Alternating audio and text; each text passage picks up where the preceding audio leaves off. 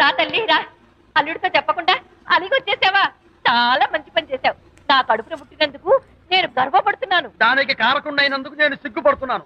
ఆడపిల్ల అడిగి అత్తవారింటి నుండి వచ్చేస్తే 4 మంచి మాటలు చెప్పి పంపించాల్సింది పోయి వెనకేసుకొస్తావా వేరు పెనుగా అన్నాడు సుబ్బాయమ్మ భర్త తన భార్యతో. శాంతి, శాంతి.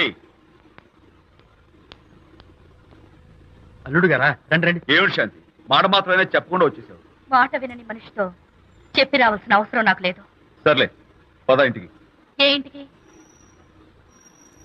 మన ఇంటికి. ఇల్లాలి మాటకు విలువలేని ఆ ఇల్లు దాని ఇల్లు ఎలా అవుతుంది? మీరు ఆపుతారా? శాంతి, నువ్వు చిన్న విషయాన్ని పెద్ద విషయం చేస్తున్నావు. చిన్న విషయమా?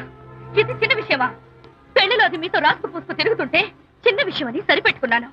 నడి బజార్లో మీరు దాన్ని కౌగులించుకుని ఓదారుస్తున్నానని చెప్తే చిన్న విషయమని సర్ది చెప్తున్నాను. ఇప్పుడు నా కౌగులి కంటే